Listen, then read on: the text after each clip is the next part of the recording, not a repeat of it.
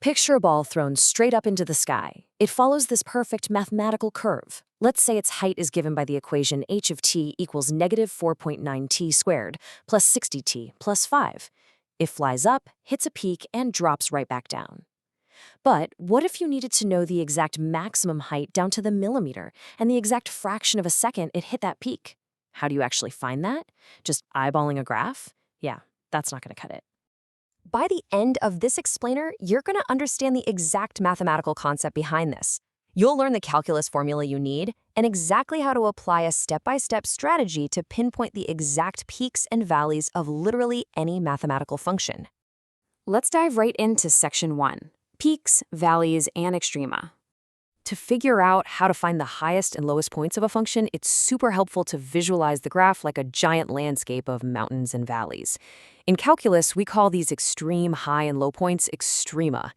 Think of a local maximum like the peak of a specific hill you just hiked up. It's the highest point in your immediate area. But an absolute maximum, that's the Mount Everest of the entire graph, the single highest point anywhere on the whole map. And it works exactly the same way for valleys. A local minimum is just the bottom of a specific dip, but the absolute minimum is the absolute deepest trench on the entire landscape. Now wait, this is absolutely crucial, so pay attention to this part. We have this really powerful rule called the Extreme Value Theorem. It basically guarantees that if you have a continuous function, which just means a graph you can draw without ever picking up your pencil, and you're only looking at a closed interval, so a specific bounded section from point A to point B, that section will always, without fail, have an absolute maximum and an absolute minimum. There's literally no escaping it. It has to have a highest and lowest point within those boundaries. Moving right along to Section 2, finding the critical points.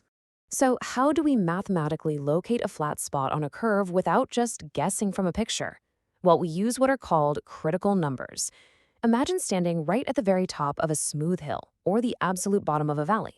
The ground directly beneath your feet is perfectly flat, right? In calculus, a flat slope means the derivative is exactly 0. So to find these potential peaks and valleys, we just take the derivative of our function and set it equal to 0. Oh, and keep in mind, a critical number also happens if the derivative is undefined, like if there's a really sharp, jagged peak on the graph. This whole idea is perfectly summed up by Fermat's theorem. It essentially tells us that if a local peak or valley actually exists and the curve is smooth right there, the derivative must be 0. This means that local extrema can only ever happen at these critical points. Basically, our critical points are our prime suspects. They're the only candidates we even need to bother investigating when we're hunting for maximums and minimums. But here's a question that honestly stumps a ton of calculus students at first. They'll ask, wait a minute, if I take the derivative, set it to 0, and find a critical point, does that mean I've definitely 100% found a peak or a valley? And that brings us to a huge common mistake. Finding a critical point is absolutely not a guarantee.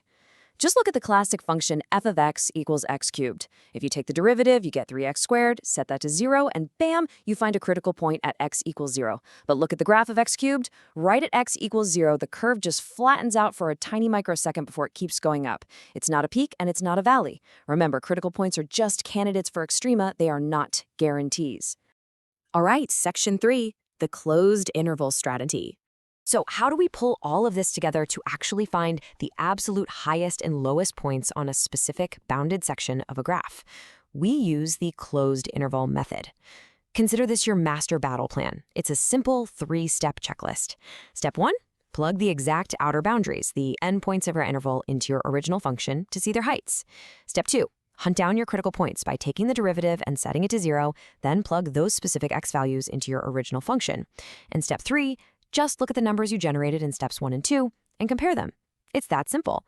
The biggest number is your absolute maximum, and the smallest is your absolute minimum. Let's see this in action in Section 4, solving a real example. Let's make this totally concrete and tackle a real problem.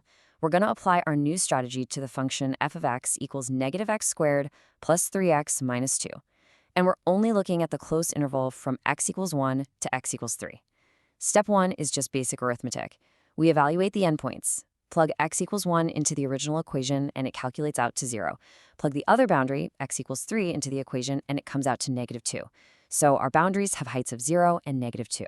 Those are our very first candidates for the absolute max and min. Moving to step 2, we hunt for the critical points hiding between those boundaries. We take the derivative of our function, which gives us negative 2x plus 3. To find that flat spot, we just set the derivative equal to 0. Solving for x, we get x equals 3 over 2, or 1.5. And look at that. This point sits perfectly inside our interval. So we plug x equals 1.5 back into our original function, and we get an output height of 1/4. And here is where it all comes together for the final step. We literally just line up our results. At x equals 1, the height is 0. At our critical point of 1.5, the height is 1/4. And at the endpoint of 3, the height is negative 2. Looking at these three numbers, 1/4 is clearly the largest, making it our absolute maximum. Negative 2 is obviously the smallest, making it our absolute minimum. Boom! We've successfully optimized this function.